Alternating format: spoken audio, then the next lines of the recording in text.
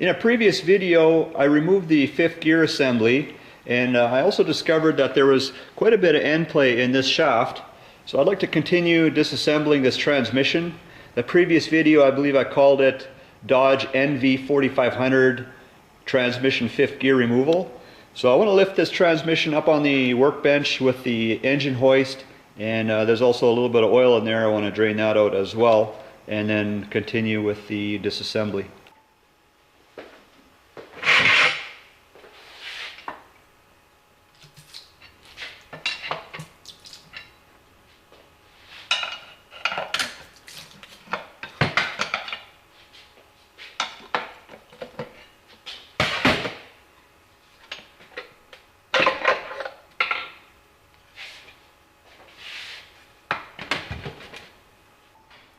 So fortunately there's no pieces that I can see laying in the bottom of the case, and just a quick glance at the gears like this, they actually look in fairly good shape, but on closer inspection there is some wear. So some of the wear that I'm going to show is in this area here, and before I show you that, I'll show you in this area here. So keep an eye on these little engagement teeth here. I'll just get a flashlight. And those little engagement teeth there, they still have their point to them. So they appear to have little or no wear because of the shape of that point.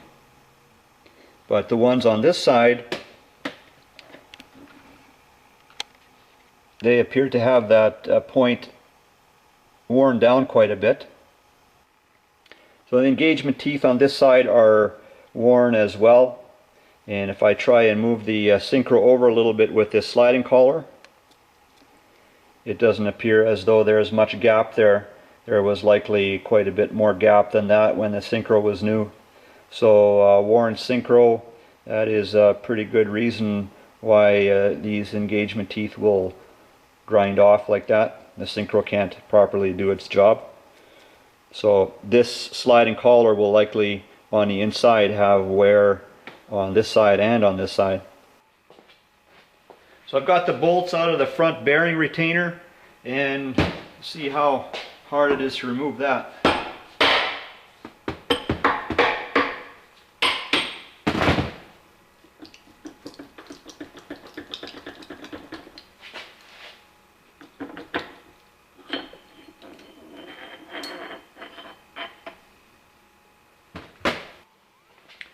So next, the input shaft should come right out of there.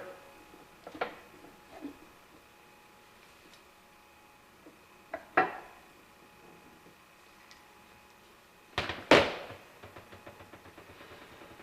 bearing stayed behind, I'll take that out with.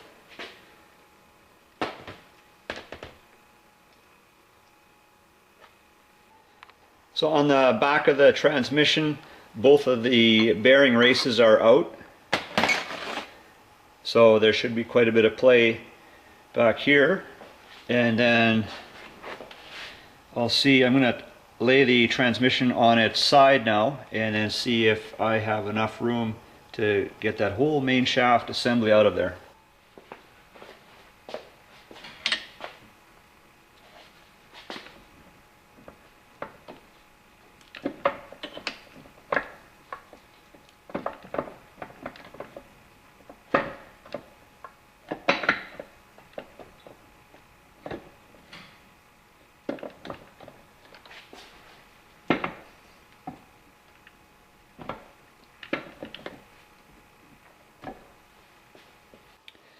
So that was unsuccessful.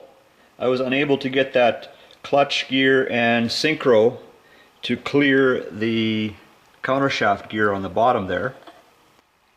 In my shop manual it shows removing this reverse idler shaft prior to getting this main shaft assembly out of there.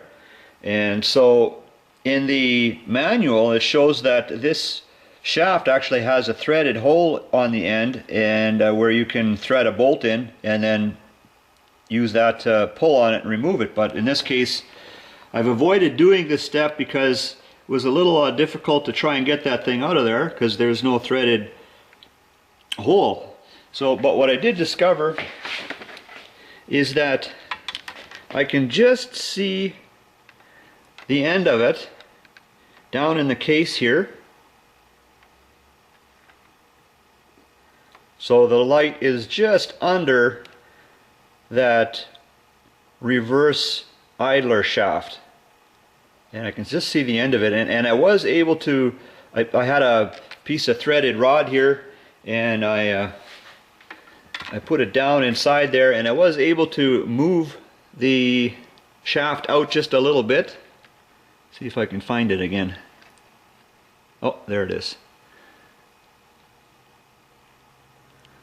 It's right down in there. So I'll work at it a bit more and see if I can push it out just a bit more so that I can grab a hold of it. I worked at it a bit more, and now that reverse idler shaft has pushed out a bit, so I should be able to grab it.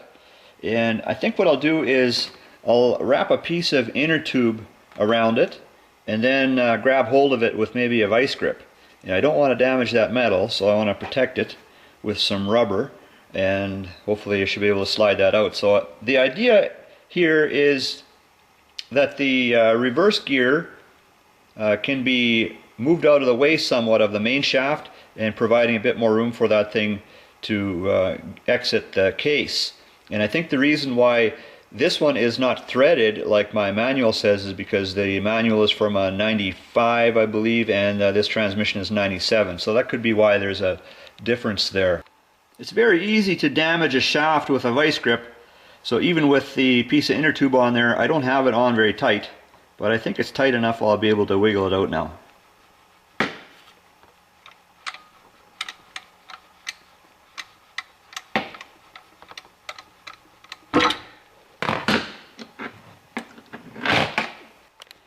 So now I can see that the reverse gear has dropped down. I've got the transmission laying on the left side, and so I was wiggling on the whole main shaft assembly a bit, and I can see now that there's enough room to remove this clutch gear and synchro. So I'll go ahead and do that now.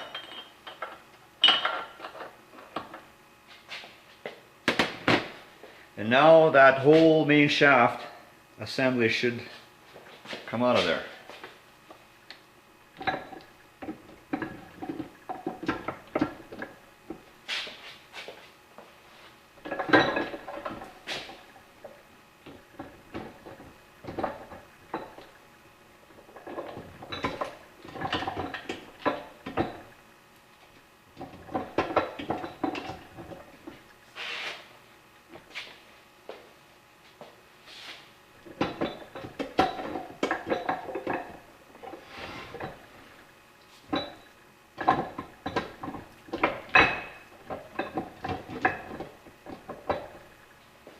Well,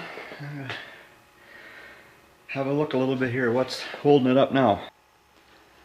So it looks like a gear from the main shaft is still contacting a gear from the counter shaft, right about in that area there. So what I think I'm going to do is I'll take maybe a tarp strap, and I'm going to put a little bit of, see, this is a counter shaft here, and move it away.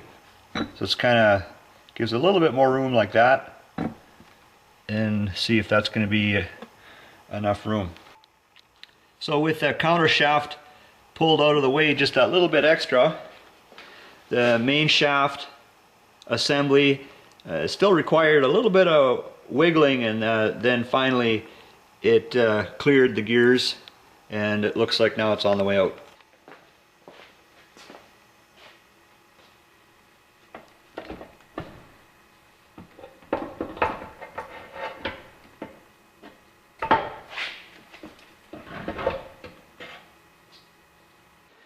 This is reverse gear.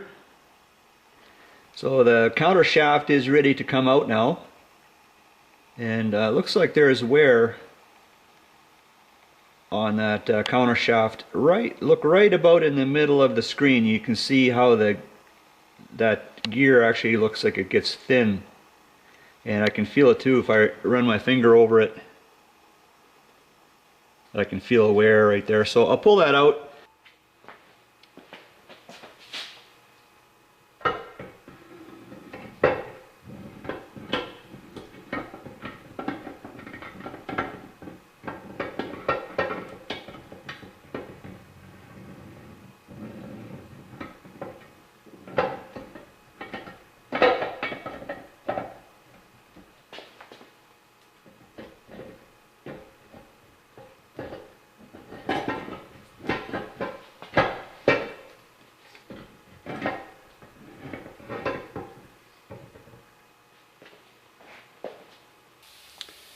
So it looks like that counter shaft isn't going to come out unless I remove the rear bearing first.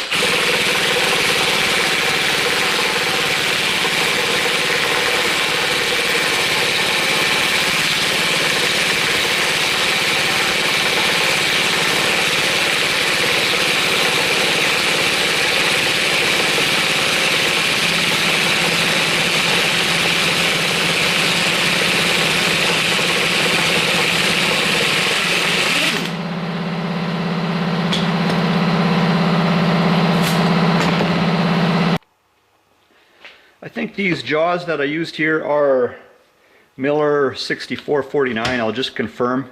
It's a really nice fit for that bearing.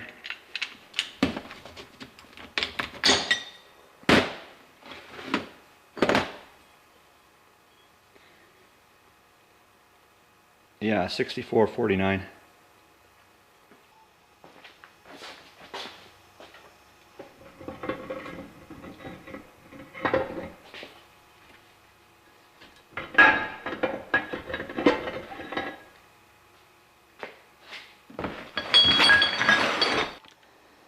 So I made this little wooden stand for the main shaft assembly.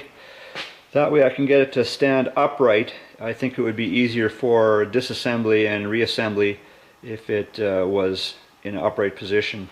So anyways guys, I think that's it for this video.